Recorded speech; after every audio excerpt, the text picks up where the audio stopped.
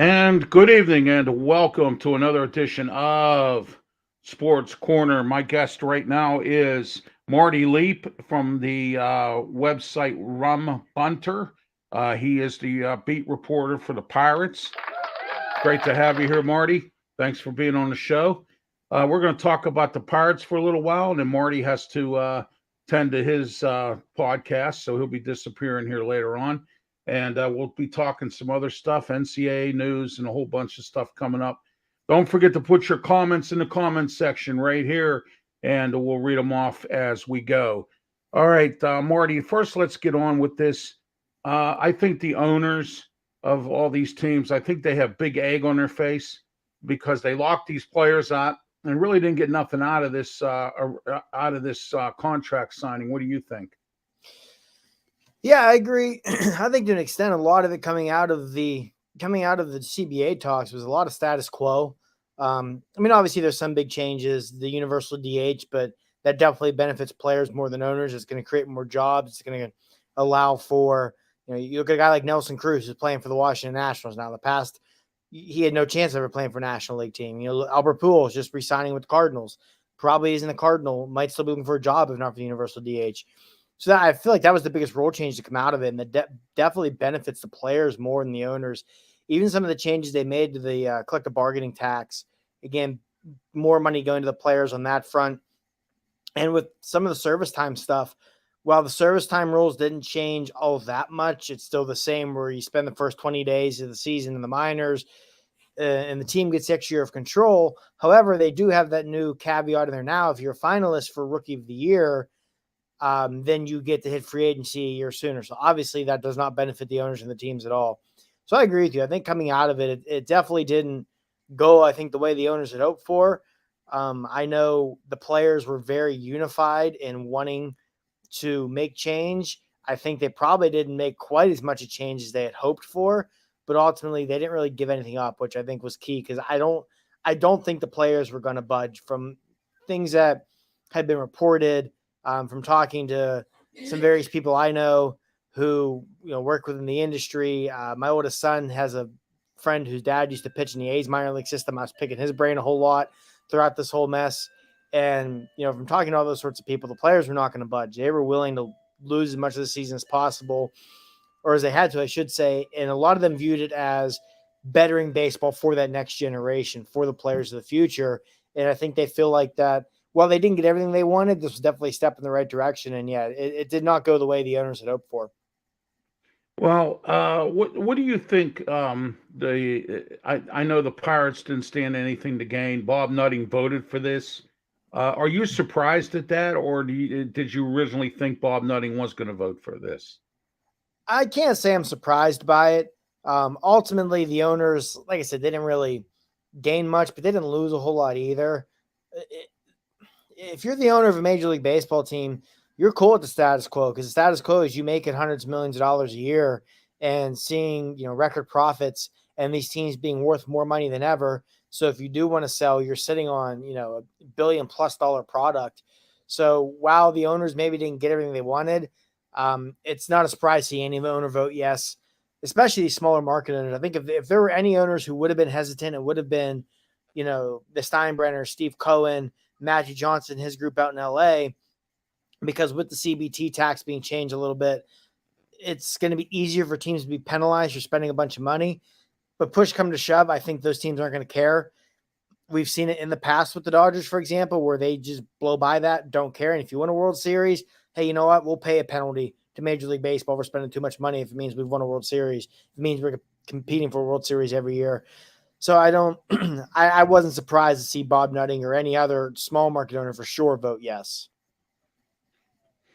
What do you think the future looks like for Major League Baseball? Do you think the fans will come back? Do you think some of them are really upset? Do you think that we're going to get the same old with these fans? Oh, PNC Park's such a great place to watch a baseball game. I don't care what the Pirates do. We're still going to come back. What's your thoughts on that? And then we'll get started on the Pirates. Yeah, I think you're probably going to see a lot of the same. If anything, I could potentially see a few more of the casual fans, maybe not necessarily with the Pirates specifically with baseball in general. because a lot of the rules that they are adding and have been adding in recent years and want to implement are rules that a lot of the diehard baseball fans are not going to like, but your diehard fans are going to watch your product no matter what. So rather it's pitch clocks, runners on second base and extra innings, things like that. You speed the game up, you add more excitement to the game with the extra inning rule. And that's the kind of stuff that, I equate it to when the NHL came out of their lockout back in 2004 and put the shootout in. A lot of diehard hockey fans didn't like that, but to the casual fan, hey, this is exciting stuff. And that's going to bring more eyes to the game. And that's what you need in any sport.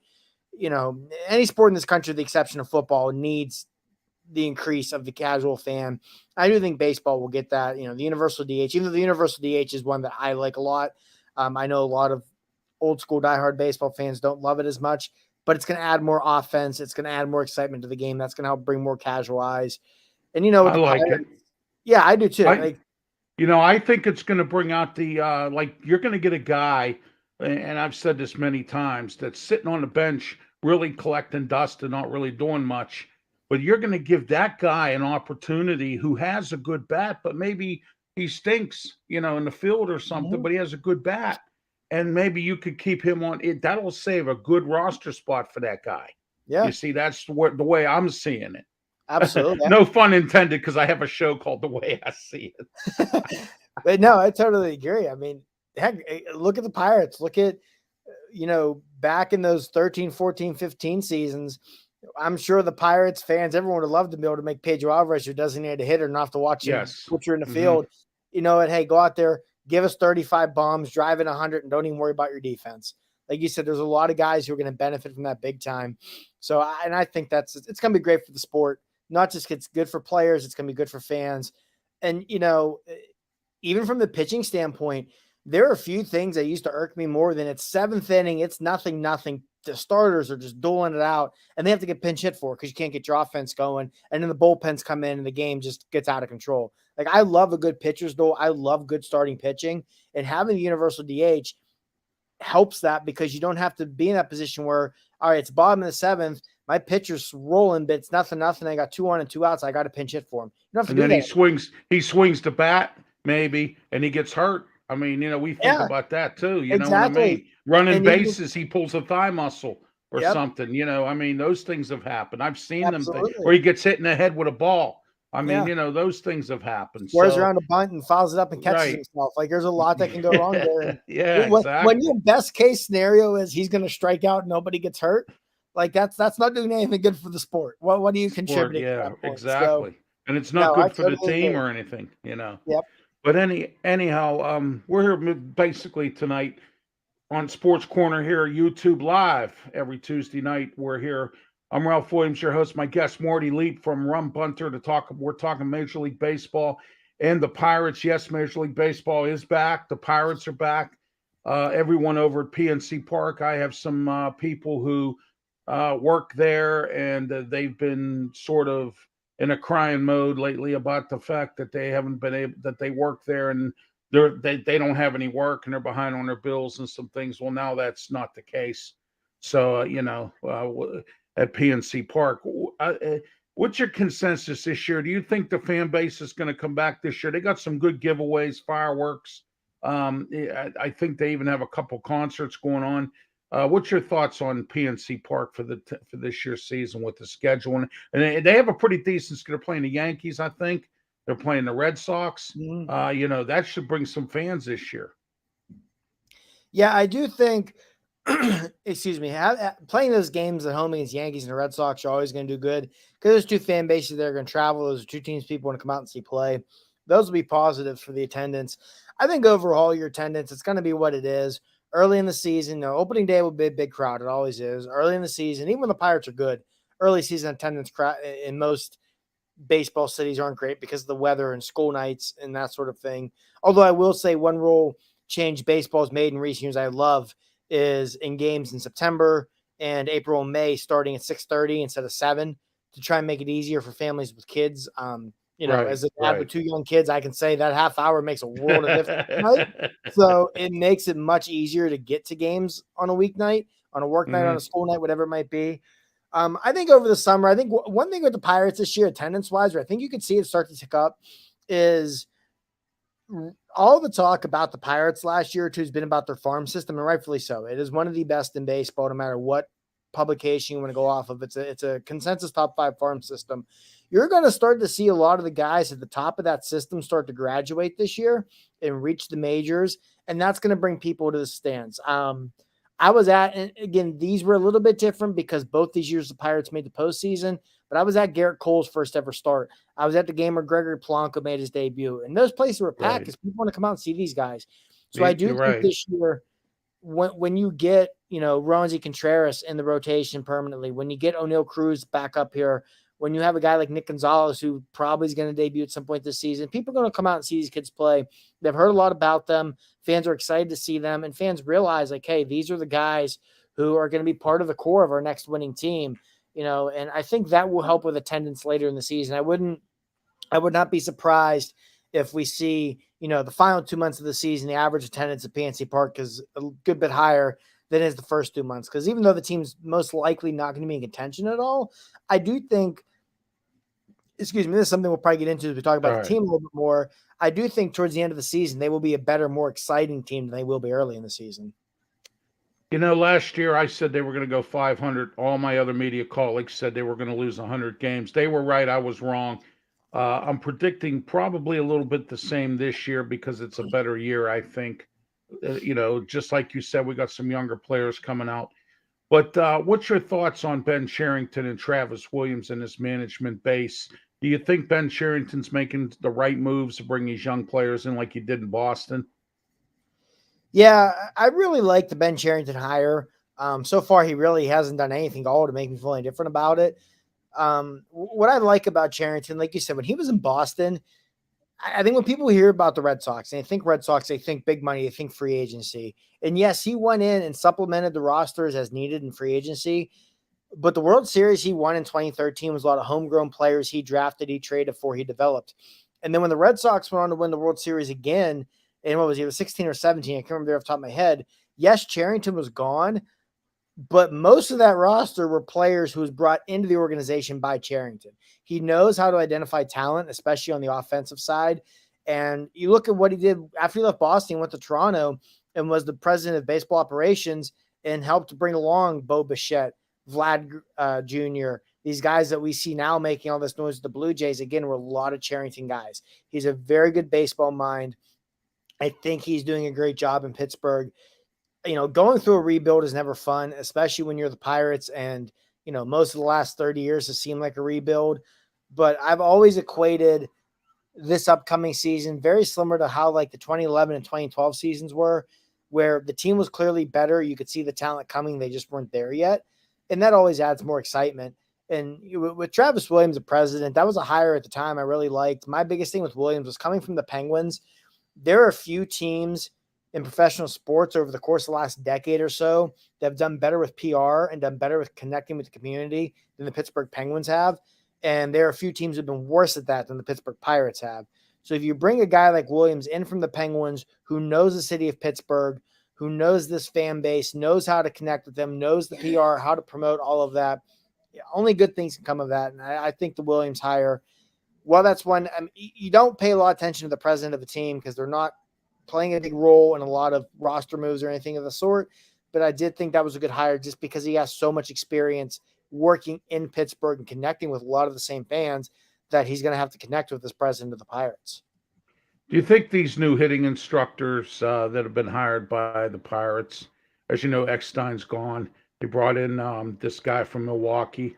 What's your thoughts on this? Do you think he can improve their hitting? I mean, I see right now some of the hitting's improving a little bit. I see Cole Tucker hitting home runs, which we didn't see. What's your thoughts on our new hitting instructors? Yeah, I'm definitely very intrigued by Andy Haynes. A lot of good things were said about him when he was in Milwaukee. And from my understanding, I have a good friend who lives about 45 minutes outside of Milwaukee, and he's from the area, so he's a Pirates fan. But when Haynes was hired, he and I were talking about it, and obviously he's surrounded by Brewers talk all day, every day. And I guess it's not that the Brewers necessarily lost favor in him. Christian Yelich did. And when a hitting coach doesn't get along with your star player, the star player isn't going to be the odd man out. So from my understanding, that played a big role in the Brewers letting him go. And if you look at what he did over the years as Milwaukee's hitting coach, they were always towards the top of the league in home runs. Well, this spring, again, it's just spring training, but the Pirates lead the Grapefruit League in home runs. So that's probably not a coincidence. I think he's a guy who's going to put a lot of emphasis on adding power to the lineup. Some of the offseason moves, like bringing in a Daniel Vogelbach, re-signing Yoshi Sasugo. Yeah, that was a good signing. I like that. both of those moves a lot, and especially Vogelbach being a 2-year contract, so you can have him here both this year and next year, really help bridge the gap to some of those younger guys. And those are two moves that show you went in for more power. And you mentioned Cole Tucker. You know, if you go watch a spring training game this year, look at Cole Tucker's stance, his swing. Everything between the Cole Tucker at the plate this year and last year at this time are night and day. His swing's much more compact. He's using his lower body a lot more, and you're going to generate more power that way. And, you know, if I'm the hitting coach of a team, especially in today's Major League Baseball, where you see guys swinging from their heels anyway, I'm willing to sacrifice contact for power. Ultimately, power's, you know, the 3-run home run, as Earl Weaver would say, it's a manager's best friend. It'll hide a lot of warts. It will cover up a lot of mistakes. And if you're a team like the Pirates, who you're not expecting to win a lot of baseball games, you know what? At least if you're going out there and hitting a lot of home runs, hitting for a lot of power, again, more excitement, keeps fans more invested, might put more butts in seats, and also is going to just make you a more competitive team. Because if you're a team that goes into the 7th, 8th, 9th inning, you're down by 2 or 3 runs, but you know you've got 3, 4, 5 guys in your lineup that are legitimate boppers that can put the ball over the wall, you're a lot more likely to make up some ground in the late innings. You're a lot more likely to potentially make a comeback, make the game interesting, all that sort of stuff. So, yeah, I'm really excited about the Haynes hire. That was a hire that, to me, made a lot of sense. I know he's a very analytical-driven guy also, which his front office is. So I think it's a hire that, you know, you might not see a payoff right away, but over time, as some of these young hitters reach the majors, it makes a difference. And one other thing with him too, you look what the Pirates are going to have coming up with O'Neal Cruz, Nick Gonzalez, Travis Swaggerty, Lavero Peguero, whoever it might be over the course of the next year or two. They're about to graduate a lot of highly touted hitting prospects. So the fact that this is the guy they're trusting to help these guys finish off their development and start to reach their potential at the major leagues tells me this front office has a lot of faith in the guy, sees a lot of talent in him as a coach, and Derek Shelton does as well. Because before his time as a manager, Derek Shelton was viewed as one of the best hitting coaches in baseball. So he's definitely a guy who knows hitting and knows what he's doing with coaching it. So I think that, you know, you factor that in also. Anytime a team has a lot of faith in a coach, that should inspire confidence in the fan base. Yeah, this is the second manager we had that was a guru at hitting. They said Clint Hurdle was, every time he was a hitting coach, the hitting was great on the teams. I know when he was on Texas and Texas went to the World Series, they credited the hitting with Clint Hurdle that one time. So speaking of Clint Hurdle, I understand he's the new assistant GM in Colorado. It's good to hear him get a job. He's a good man. I think he kind of got worn out here in Pittsburgh. I think he needed a change of pace, a difference of scenery. I had spoken to a close friend of his on the just riding the bus. I ran into a close friend of his that I knew from you know, when he worked with Clint Hurdle. I had done some work for him, and Clint one of his charities, Clint Hurdle's charities, and his friend was telling me about how Clint Hurdle was getting a little burned out from some of Nutting's stuff and moves and not bringing in players and Neil Huntington and things like that. So I'm glad to see Clint Hurdle, would you agree, get a job and at least do something good with himself for Colorado. Absolutely. I think, you know, the people need to put aside how that final year of Clint Hurdle as manager of the Pirates went and just sit back and appreciate everything he did. You know, when he first got hired as manager, he said his number one goal was to reconnect this baseball team in the city, and he undoubtedly did that. He reignited the passion in this fan base. And you look at his time as manager, you go to the postseason. He hadn't had a winning season since 92. 13, 14, 15 are postseason years. 2018, you finished with a winning record. 2016, you were in contention deep into September. And 2012, you're in contention deep into September. There are very few seasons, really. 2011, 2017, his last year in 2019 were the only years Hurdle was manager of the Pirates weren't playing meaningful baseball deep into September and beyond. And, you know, I understand your goal as an organization is never going to be playing meaningful baseball in September and just making the postseason. But when you hadn't done that in 20 plus years, to be able to have the kind of run he did from 2012 through 2018 really was remarkable. And, at the time when he was let go, I was very much in the boat where, but both parties needed to change the scenery at that point. I think it was very obvious. Right, Like, right, yeah, because I I've thought, heard, yeah, I've I heard could very see his similar face. things. Yeah, Yeah. I've heard very similar things from talking to some former players who were on the team when he was manager, some other farmhands at the time who said very similar things about Neil Huntington and the way that regime was at the end. So I think it was definitely definitely part of the problem there at the end. But yeah, I feel great for the guy. He's a great baseball mind. Like you said, even as great as a baseball mind he is, he's a 10 times better human being. Very few yeah. people were more involved in the Pittsburgh community. Very few people do more for charity and that sort of thing than Clint Hurdle does. He's a great human being. It's great to see him land on his feet.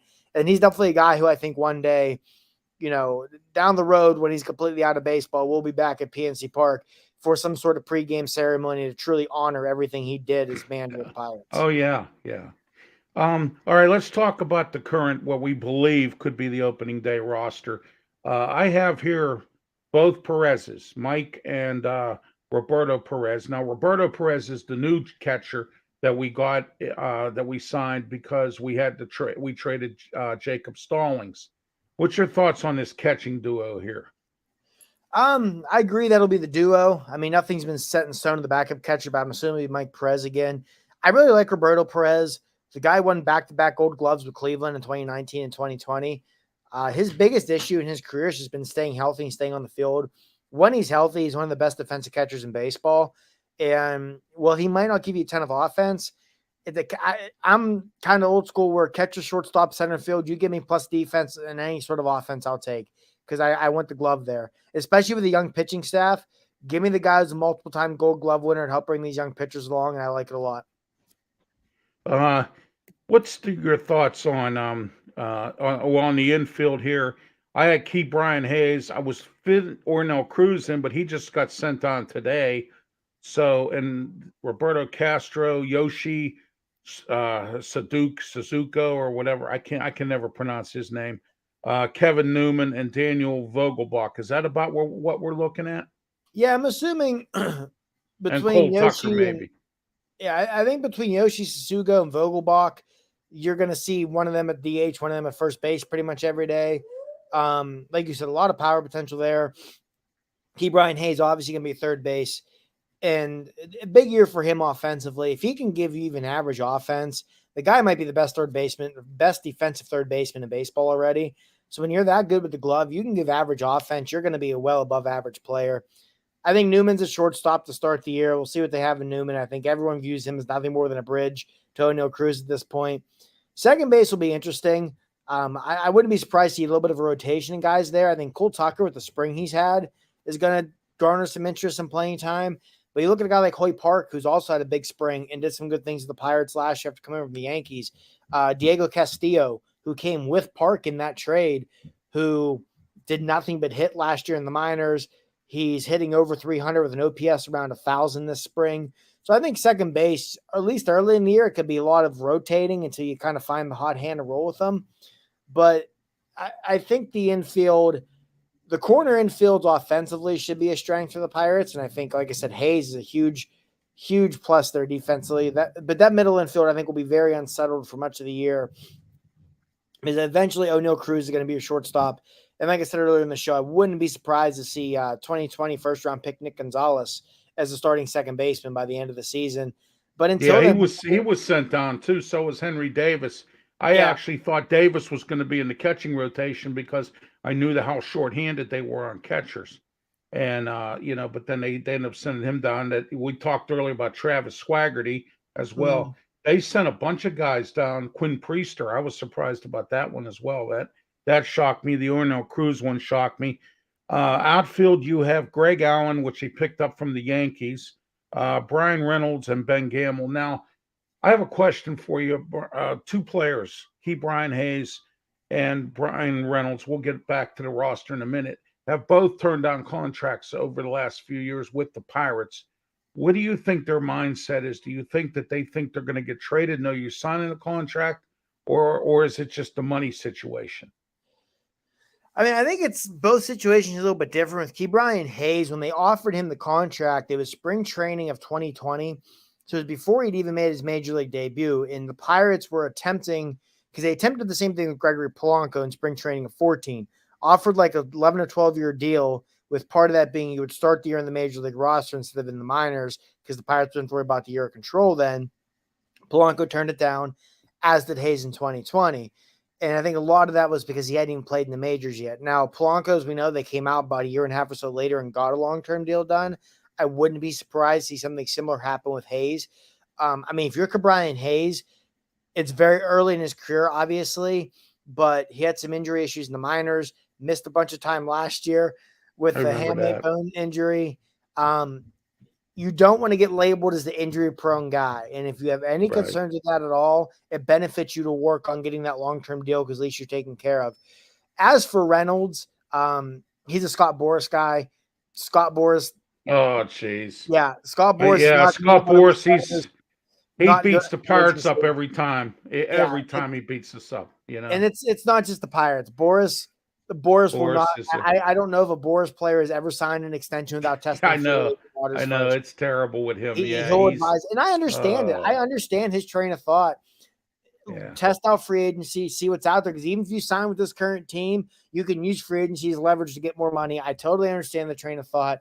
So while I'm not confident anything ever gets done with Reynolds long term, I think one thing with Reynolds, a lot of people forget though too, the guy's still controlled through 2025. Like the Pirates don't have to be in any kind of a rush to make a decision here on what they're going to do with him, because by 2025 you should be well before that should be competing for the postseason to be a winning team again. And if you're not, and you get blown up again, you move them then. I You just, can move. Yeah, exactly. Yeah. that's why I've Because there never were some understood a rumors lot of going stuff. around. There were rumors going around that he was getting traded and stuff like that. He turned contracts down, things like that. And I'm glad that you were able to bring my audience to this insight tonight here on YouTube. We're live, Sports Corner, Ralph Williams, every Tuesday night, 8 o'clock start time. Marty Leap is my guest right now from Rum Bunter, which is explain a little bit about Rum Bunter. What is it, a newspaper or a podcast? Or Well, yeah, I mean, I know you just told me you do a podcast. yeah, how Rum Bunter started.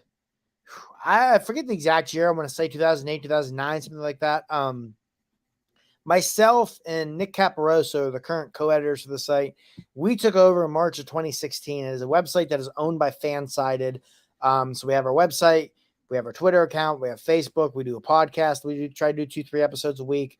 So we do a little bit of everything. We've been very lucky over the years. First off, when we came along, Rum Bunter was already a known entity in Pittsburgh. There was a little bit of image repair we needed to do when we first got here, but to the credit largely of the staff that we have with us, of our writers, we have taken off and become one of the most successful MLB sites owned by Fansided. It makes me feel good. We'll all have guys who run sites for some of these bigger market teams who are reaching out to us like, what are you guys doing? Because whenever we get our weekly updates on page views, we'll be 4th or 5th among all these MLB sites. And they're like, dude, you're the Pirates. You stink. You're a small market. And I guess I've just been very lucky with the writers that we have. Lucky to make a lot of connections over the years with players, current players, former players, broadcasters, reporters, all of that. But yeah, any sort of Pirate news, insight, whatever you need, check us out. We try our best to keep you covered on all fronts. We try to really cover the minor leagues a lot during the season also, because I know there's not a ton of Pirate minor league coverage out there, especially Pirate minor league coverage that's free and not behind a paywall, which we are not. So yeah, we try to keep you covered on all fronts, Pirates related, on our website, on Twitter, on our podcast. Our podcast is on Apple Pod, Spotify, Omni, whatever it may be. Oh, wow. That's Ever great. looking for anything new Pirate content wise, please feel free to check us out. There you go. Thank you, Marty. I appreciate it. Let's talk a little bit about utility players. Hoy Park, you spoke about. How about Michael Chavez? What's his story? Yeah, he's a player I'm curious to see what he can do. He was drafted in the first round by the Boston Red Sox in 2014 when Ben Cherington was general manager. So I guess it really shouldn't be a surprise that he went out and acquired him after coming to Pittsburgh. He was a guy in Boston, had a really good rookie season. He hit, I think it was like 15 or so home runs. Let me look up his exact stats here real quick, and I don't want to misquote myself, but he had a really good rookie season with Boston and then kind of just fell to the wayside, had some injuries, got blocked a little bit. in 2019, the Red Sox hit 18 home runs, drove in 60 runs, slugged almost 450.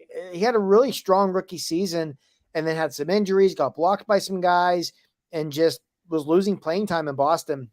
So he comes to Pittsburgh, put up some good numbers with the Pirates last year, had a little bit of an elbow injury that cost him some playing time in September. He's had a nice spring. I fully expect him to be on the opening day roster, and I wouldn't be surprised at all to see him as a regular in the lineup against left-handed pitching. And if he does well enough, potentially hit his way into an everyday role. He can play first, he can play second, he can play third, he can play left and right, he can play all over the place, which helps Oh, his wow. also. Yeah, so he's one of those players that was just very intriguing to me. Like I said, anytime you have a first-round pick pedigree and you have a rookie season in which he hit 18 home runs and slugged 450, that catches my attention. And that was in 2019, so it's not like it was all that long ago that he was putting up those numbers for Boston.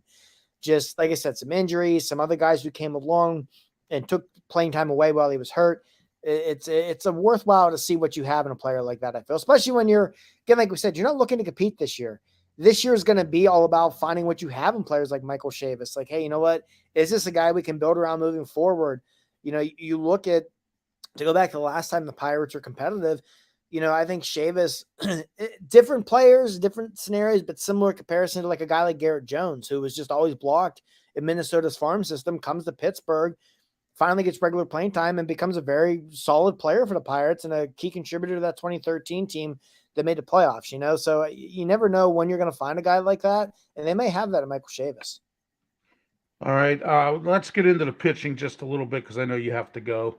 How about Mitch Keller, which I know he's been pitching well lately and he's inserted in the starting lineup.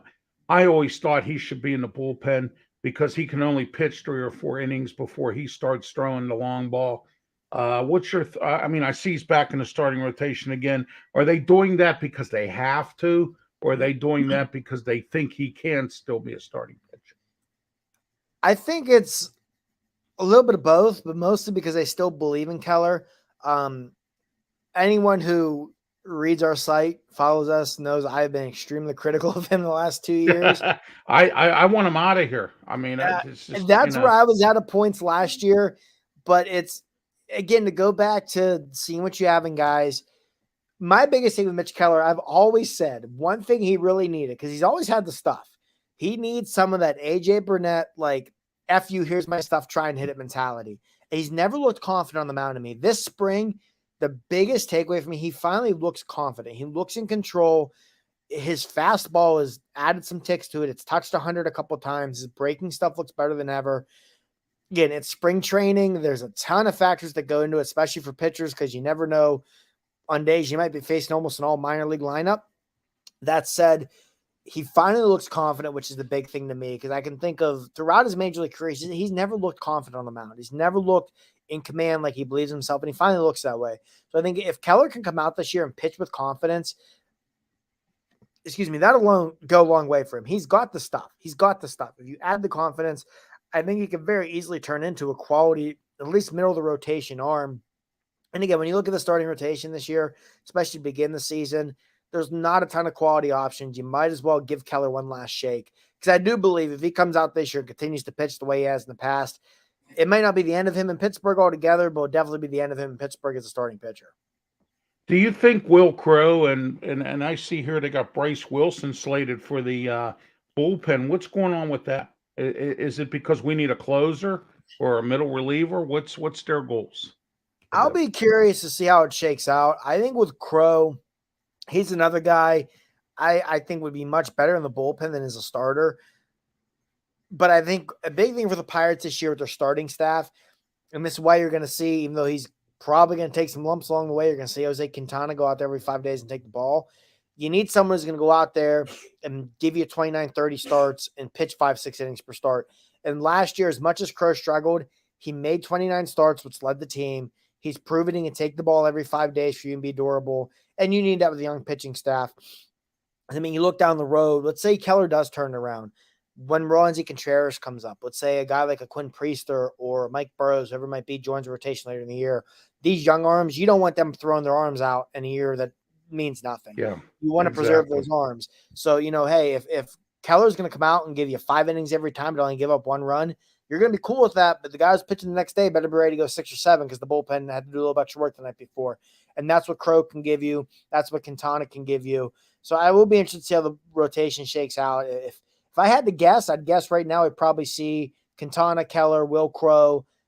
I still think JT Brubaker gets one more look as a starting pitcher because he did show some good stuff last year. And then probably Zach Thompson. Yeah, I was going to ask you about him. I'm intrigued by him. I mean, he was kind of a little bit of a career minor leaguer till last year, but had a really good season for the Marlins. Made, I think, 13 or 14 starts and then made another 12 or 13 appearances out of the bullpen. My biggest thought on Thompson, I think he's definitely on the major league roster no matter what.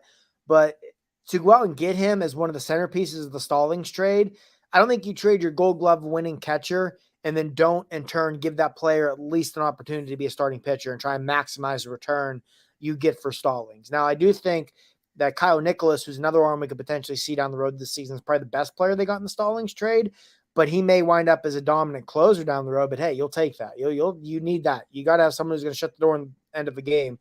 But you want to give Thompson every opportunity as a starter, if nothing else, to maximize the value you got in return for Jacob Stallings. So I think he's definitely on the major league roster to start the year. And if I had to guess, I would guess he's probably in the starting rotation. And hey, you know what? If he can repeat what he did last year with Miami and come out and give you, I think he had like a 3.4, 3.5 ERA, you'll take that all day. Any team's going to take that out of their number 4, number 5 starter, but especially a team like the Pirates, who your biggest question mark's your starting pitching, and you just right. Yeah. You know, you just hope your staff doesn't finish last in the league in ERA again. Yeah, I expected them to go out and get a couple more veteran pitchers, you know, some of the ones from the scrap heap that they've gotten over the years that actually didn't work out too bad. Like I like Tyler Anderson. I thought when they traded him, you know, I thought that was wrong, trading him, but of course I expected it. That happens every year with the Pirates. But anyway, my next question, the bullpen don't look too bad. You got Bettner back, Stratton, and then if you put Bryce Wilson in there, and you got your middleman Dwayne Underwood. What's your thoughts on all that? Yeah, I think the bullpen could actually be half decent. I definitely think if between Stratton and Bednar, and then even if you throw Heath Hembree, who they brought in free agency, who his overall numbers last year weren't great, but if you look at some of his peripheral numbers. Oh, I forgot about Sam Howard. And yeah, Hembree definitely seems like a safe bounce back candidate this year. He said Howard's going to get you a lot of strikeouts. I think the middle relief could be a little scary at times, but I think if you can get the ball to about the 7th inning or so, in that combination of like Howard, Hembree, Stratton, Bednar, they're probably going to close the door more times than not. Now, with the Pirates starting rotation, don't know how many times they're going to be able to get you to the 7th inning with a lead, but if they can make that happen, I think they could be a half decent bullpen. You mentioned Wilson. Bryce Wilson's a guy I'm still very intrigued by. I like him myself. Yeah, when he was in Atlanta, I felt like he never got the opportunity to pitch consistently. And, you know, in 2020 in the postseason, it was, I think, game 4, I want to say, the NLCS. He was like a 22-year-old kid, went out there and shut the Dodgers down. I think there's something to be said about that. He's got the stuff. I think he could start the year in the bullpen. I think even if he starts here in the bullpen, we're going to see him making starts just because you know how it is. You're going to need 8, 9, 10 starting pitchers over the course of the season. Right. So I just hope that the Pirates allow him, even if he's out of the bullpen, make sure he gets the ball at least once every 3 or 4 days. I think he can be a good pitcher for this team. He's definitely one of those young arms I'm intrigued by. And real quick here, to circle back something you said about not adding another veteran pitcher, I was also a little surprised by that. But if you sit back and kind of look what we've said tonight, Keller, Thompson, Wilson, Brubaker, Miguel Ure, who they also got in the Taillon trade and showed some good things last year before getting hurt. You have so many young arms. I understand not bringing another veteran because it's more of, let's throw our young guys out there and let's find out who's going to stick moving forward and who's not going to stick moving forward. And I understand the train of thought of, yes, that may lose you a couple more baseball games this year, but for the long-term health of the team, that's probably better off because A, these guys are getting major league experience, and B, you're finding out who is and is not a building block moving forward and who's going to be a starter and who's going to be a reliever. Yeah, we had a couple pitchers last year that kind of were hurt all the time. Chad Kuhl had like 600 surgeries, and then you had and then you had Stephen Broad, who he got hurt and then he couldn't come back. I noticed that Ben Cherington this year, and I'm not saying this to be ignorant or rude, but he kind of got rid of some of the dead wood this year. And having these young pitchers pitch, I noticed that. And then now I understand your train of thought about bringing in another veteran pitcher. Let's see what these young kids can do. Let's see who's going to lay an egg. Let's see who's going to be, the right stance. What's your thoughts on Colin Moran leaving? I actually thought the Pirates should have sort of kept him around. I know he was hurt a little bit last year. He was a good utility infielder with a bat. What's your thoughts on that? Once they re-signed Yoshi Sasugo, and especially when the lockout was over and they added Vogelbach, I understood it, because with what Moran was set to make through arbitration, you're going to pay less than that combined to Sasugo and Vogelbach and probably get more production, especially with the home run ball between the two. And I think that's more of what it came down to in the eyes of the Pirates, was they could get similar, probably better production power-wise from those two players and pay less money in the process. And I understood it. And again, too, I think with Moran, he was a guy you were going to be in a tough spot with because he had multiple years of control yet. Sasugo's a guy who's a free agent after the year. So let's say like Mason Martin, AAA, for example, at first base is coming out and just hitting the cover off the ball and tearing it up. It's a lot easier than to turn around and trade Sasugo in July or June to create a spot for Martin if you need to, or whoever it might be, than it is if you have a guy like Moran who's still had 2 or 3 years of team. Someday Will Craig will come around, huh? Yeah, make his triumphant return from, I think he went to Korea. Is he the Korea or Japan? I forget which one it was. He went and signed with after that. That's just disastrous play last year. Actually, hey, what happened to that? What happened to that big guy we traded for last year in the middle of the season that was doing real well, and then he kind of slipped off the radar a little bit. He was hitting real good, big, heavy set, strong guy. He was playing first base. I can't remember his name off the top of my head last year. I'm not sure, unless you're talking about Sasugo, because they brought him in. And he's a bigger guy. No, it was another guy. They ended up sending him to the minors. The guy who got into the fight with the Mets. Yeah. I think he's with the Giants. I want to say. I remember somebody signed him as a minor league free agent. John Nogowski, that was his name. Yeah, Nogowski, that was his name. Yeah, I actually liked him at the beginning, and then he started falling off, and I said, "Forget it." This guy. But no, he at least provided a couple fun moments with the Mets there in that series where they were throwing at him, and he was charging them out after Marcus Stroman. And oh my! When you've got a bad season, you got to have that kind of stuff to at least laugh at and break up the monotony a little That's bit. Like Simon when he hit the Progi. Remember when he hit the Simon took that bat? Lloyd McClendon still in the base and taking it with him. When you have your bad seasons, those are the kind of things you stick out and you remember. Oh my gosh, when Lloyd McClendon picked that base up, that was funny. And some of the classic arguments between Hurdle and the fish and the umps. McClendon was a good arguer. Even Leland. I mean, and I still watch the Jim Leland Barry Bonds argument in spring training. Like you said, those are things you follow when you have a bad team. Those are the kind of things. Hey, Marty, that you remember. I want to thank you for being here tonight. I know you have to go and tend to some of your own business there. So thanks again. We'll have you on again, talk about Pirates baseball, maybe down the road, maybe around the All-Star game. We'll talk a little more about Major League Baseball, see who's going to be in the game and and where the Pirates go, because that's always the time when they either slide off or they do something, right after the All-Star break and the trade deadline and all that other stuff. So I'll have you back on then, Marty. Thank you for being here. I really appreciate it. Marty Leap, Rum Bunter. Absolutely. Thanks for having me. Tell my audience so I can get a hold of you, or how my audience can get a hold of you. Yeah, check us out. It's at rumbunter.com. You can follow us. We're on Facebook, just simply Rum Bunter, on Twitter at Rum Bunter, and the Rum Bunter podcast. Like I said, Apple Pods, Omni, Spotify, wherever you get your podcast from, we're on all those also. Thank you again, Marty. Have a great night. Be safe, okay? Thank you. Absolutely. Thank you, too. Right. Thanks for having me. That was Marty Leap from the Rum Bunter website, and he also has an on-site newspaper and a podcast. Thank him for being here. We're going to move on here on Sports Corner. I thank everyone for watching tonight. We just got done talking Pirates baseball, a little bit about Major League Baseball itself, about the lockout. And we have a lot more coming up right here. Your comments are welcome here on Sports Corner from Studio 808 over here in the Allentown section of the city.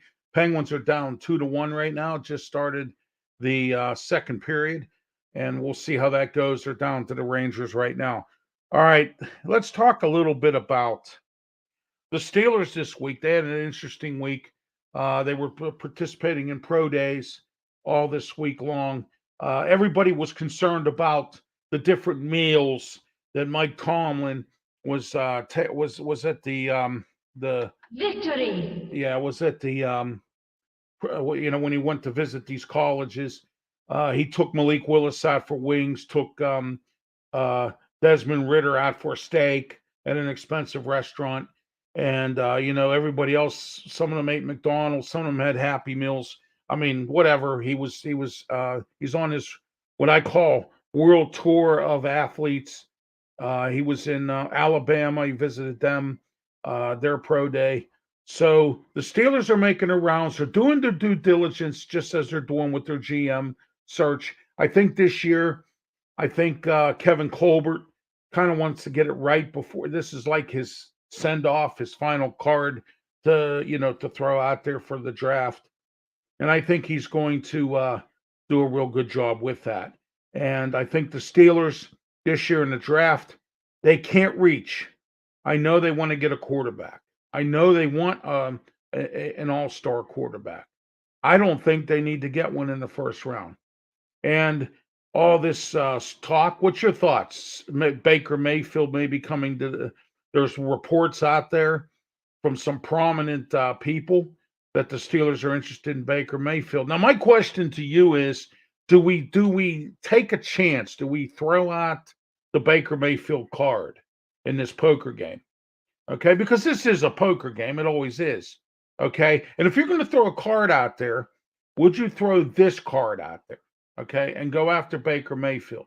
Okay, I think the Steelers might look at him at this perspective. And my perspective on this, and my opinion on this is, I think Mike Tomlin has had enough of just, and he knows he doesn't have a franchise quarterback.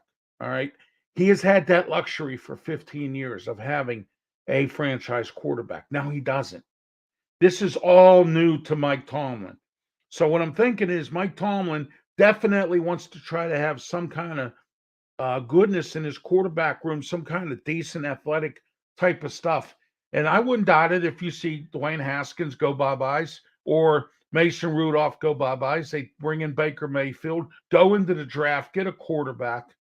I think that's going to happen. Steelers have met with South Dakota State quarterback Chris Adokin. You know something? There's nothing wrong with these small colleges. Some of these players get drafted in the first round. Some of them, like Trey Lance down there in San Francisco.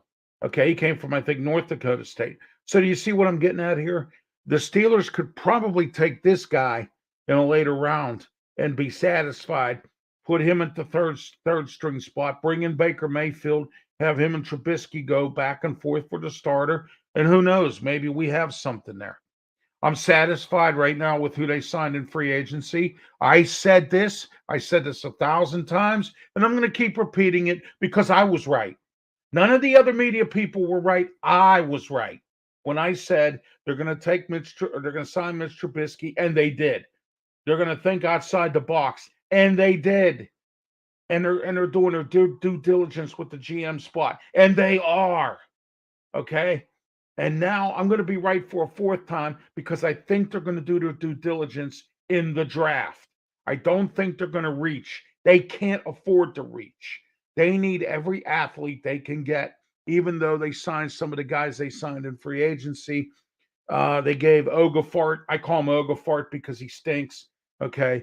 They gave him another contract. I thought they shouldn't have done that. The Steelers need to go into this draft. They need wide receiver help. They need a running back, a decent running back that can back up. Oh, wow, that's a shame. Yeah, that can back up Harris. Okay, and so what I'm saying is they need to get somebody decent. Benny Snell's not doing it. I call him Benny Smell because he stinks. Kalen Basage, I'm not sold on him, and I don't know what happened to Anthony McFarland. He seems to have drifted away somewhere in the wind or in the woods somewhere. You got the crow howling and you could hear it, and there's no McFarland, Anthony McFarland, anywhere to be found. So I think that the Steelers really need to look at some of their positions on offensive running back and wide receiver. The free agency on the offensive line, I'm satisfied with. the signing of Miles Jackson and this Avery kid. I think that these signings are sufficient. They need Adams, bringing back Montavious Adams was a good idea. He was one of the few of the scrap heap that actually did well. I don't know what they're going to do with Taco Charlton. I don't know. You know who's out there, Steeler? Do you know who's actually out there as a free agent again? Melvin Ingram. I, you know what? I was not happy when they got rid of Melvin Ingram because what had happened was Joe Schobert was terrible. He stunk up the joint. Melvin Ingram just couldn't get any playing time because Highsmith was starting to come around, and Highsmith became a really good edge rusher. And Melvin Ingram was angry. Myself and Luther Dupree on Steel City Sports World and the guys there, Claudia Rosano and Smoking Jim, we all agreed that sometimes the Steelers play the liabilities card. They tell you something. Look what they did to Stefan Wisniewski, who wanted to play for the Steelers. And I'm hoping that the Steelers learn their lesson from the Melvin Ingram situation and stop this liabilities stuff. LeGarrette Blount, okay? We need to bring in some experienced players here, guys. We need to set the tone, and the tone is not to be liabilities. The tone is not to lie to these guys when you bring them in here. All right, bring them in here and have them perform. Do what give them the respect, give them the playing time that they were promised, and then that way you don't have this kind of situation like you have with LeGarrette Blount and Melvin Ingram. All right. Also, Mike Tomlin was at the owners' meetings. They discussed overtime. The overtime's going to be different in the playoffs than it is in the regular season. I don't have all the details on it, but all I know is that Art Rooney II was in favor of the overtime change, the way they structured it. So was Mike Tomlin. He didn't seem to have a problem with it. He's on some committees. That's why he was there as well. Steelers are prepared to give Minkah Fitzpatrick a long-term contract. That is great, and I think Minkah deserves it. Minkah's one of my favorite players. They're also looking at re-signing another bum, Terrell Edmonds, and I hope they don't, because I really don't want him, back. I think he's terrible. He was a one-year wonder this year, and the only reason he played well was because he had to, because of our depth in all positions on the defense. And then on top of that, I think he did it for a contract. Just like Bud Dupree. Bud Dupree was a terrible player throughout his whole career with the Steelers. Finally, the last year of his contract, all of a sudden he comes around, and then he had the knee problem, and it was just a big mess for Bud Dupree. And he's still not playing up to potential with the Titans. He's only been playing sparingly. So the Titans really didn't get much out of him as far as Bud Dupree goes. And I hope that the Steelers really, really do their due diligence. And I think they are. They're being careful about these players because I think after last year and all the bums that they brought in and because of salary cap problems, this year they have the big salary cap luxury. They were able to sign some players. They were able to make some moves. They're able to do some things. And, there's a lot of mock drafts out there that have us taking Malik Willis, that have the Steelers taking Kenny Pickett, have the Steelers taking a long snapper. I told Joe Kuglis last week, I spoke to some homeless people, and they said that the Steelers were taking Cal Adonis from Pitt as a long snapper in the first round.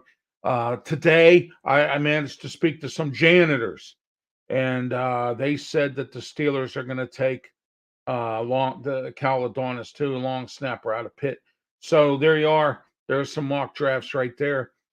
Some of the other mock drafts that I looked at has us trading to get Malik Willis to 17 with the Chargers, has us trading to the Chargers because Malik Willis will be gone and taking Kenny Pickett.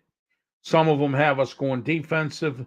Some of us have us taking Cross, that tackle from Mississippi, have us taking him. So there's a lot, Mississippi, have us taking a lot of different people. Matt Corral, there's a story out there that we're going to try to have our cake and eat it too. We're going to take Derek Stingley Jr., who's a cornerback.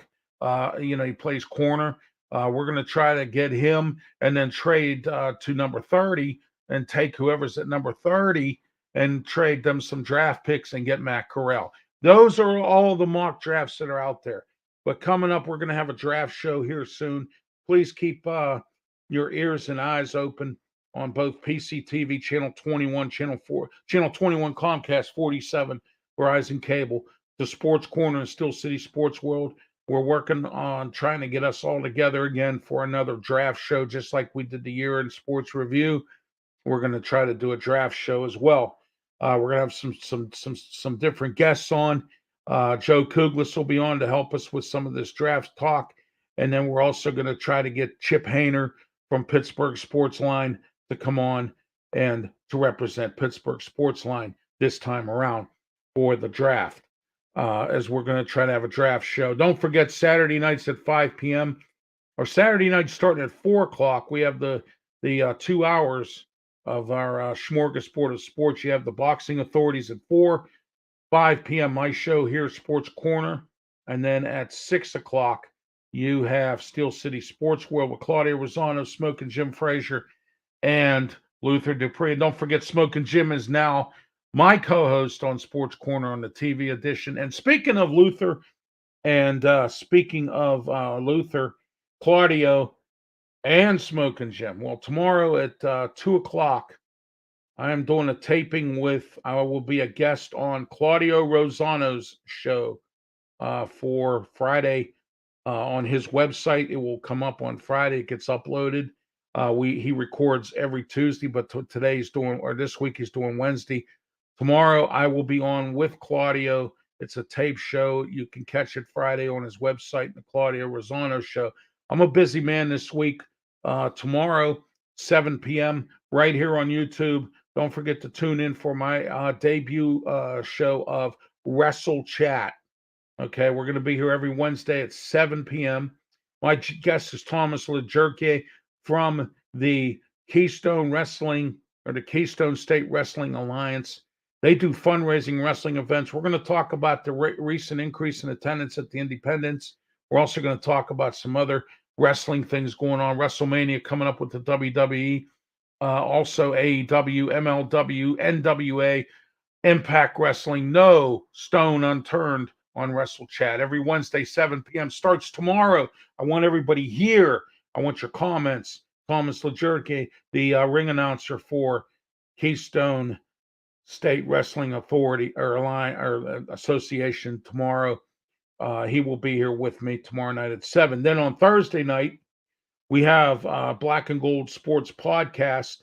It's going to be the Four Horsemen, myself. It's going to be Mark Mancini. It's going to be Luther Dupree and Smoking Jim Frazier. 347-205-9631. We're National Blog Talk Radio. Thursday nights, Black and Gold Sports Podcast. That's right. The Four Horsemen have come together, and we're going to talk sports for a whole hour. We're usually on for a half an hour, but we're doing a makeup show this week because last week my co-host Mark Mancini had a death in the family, so we had to postpone everything, and now it'll be this Thursday, 8 p.m., 347-205-9631 for you to participate. You can listen to the show there. Again, if you missed the show from calling in, you can catch it on the archive version on Blog Talk Radio, Mancini Media. Don't forget, also on Sunday nights at 9 p.m. is Sports Corner, half-hour edition, live on Facebook from Studio 2 here at Studio 808. We're in the Master Studio, Studio A. Studio B is where we are for that show, that show in the 9:30, the way I see it on Sundays. We are in Studio B. Coming up also on Friday. Friday is going to be a real good show, the way I see it. You need to participate in this. And the reason why I say this is because it's going to be a huge show. I have ATU, the Amalgamated Transit Union Local 85, President Ross Nicotero, coming on to talk about the situation between the union and the Port Authority. That is going to be an interesting interview. You need to be on, the way I see it, Friday. That's going to be a very, very interesting interview. We have a lot going on. I have a lot of shows. Also, don't forget to subscribe here on YouTube. And don't forget to bring your comments. on YouTube as well and on Facebook. And don't forget, April 5th will be my live call-in show. It was supposed to be April 7th on PCTV channel 21, Comcast 47, Verizon. My special co-host will be Claudio Rosano. And the reason for that is Smoking Jim has prior obligations. So Claudio's filling in for him on April 5. And don't forget, April 6th, Steel City Sports World, their live call-in show. Claudio Rosano, Smoking Jim Frazier, and Luther Dupree also as well. And their Boxing Authority show on PCTV and on Fight TV as well. They're national as well. They're on that streaming cable channel as well. So things are moving along for some of us in the media here, and things are going to continue to move on as well. Thank you for watching Sports Corner tonight, and I want to thank my guest Marty Leap from Rum Bunter for being on talking about the Pirates. And I want to thank you for watching tonight. Everybody have a great night, and as always, be safe. Make more time.